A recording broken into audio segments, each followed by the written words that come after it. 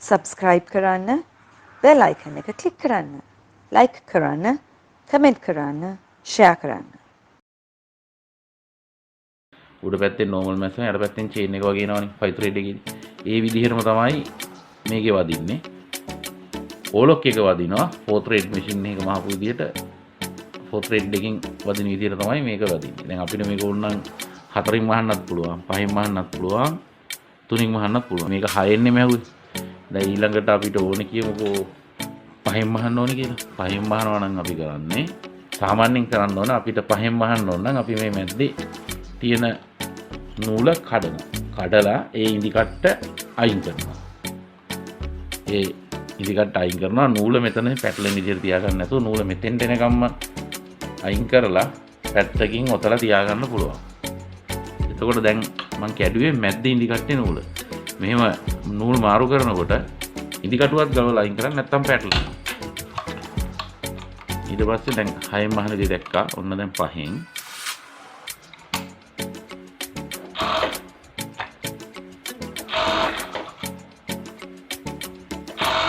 යට මේක ඒ කියන්නේ මේ ටෙන්ෂන් එකේ ඉන්න නූල මේ තියෙන ඒක මෙතනින් ඇවිල්ලා ඒක මෙහෙම යන්නේ මෙතෙන්ට දාලා මෙතනින් දාලා අරගෙන යන්නේ මේ දකුණු පැත්තේ තියෙන ඉදි කට්ටට මේක ඉදි කට්ටු තුනයි නේ තේරෙනවද මේ දකුණු පැත්තේ තියෙන ඉදි කට්ටට යන්නේ නූල් තුනෙන් වහනකොට එන නූල ඉදි කට්ටේ නූල මේ තියෙන්නේ නූල් හතරෙන් වහනකොට වහන නූල මේ තියෙන්නේ නූල් 6 සහ 5ට පාවිච්චි වෙන නූල. පැහැදිලිද? දැන් අපි ඉස්සෙල්ලාම ඇහුවේ නූල් 6න් වහනකොට මේ 6ම දාලා තියෙන්නේ. දැන් මෙතකොට මම එන්නේ මෙන්න මේ විදිහට මැස්ම. ඕලොක් එකේ එනවා මේ 4 thread එකකින් මැහුවා වගේ 4 thread එකේ finish එකට එනවා ඕලොක් එක.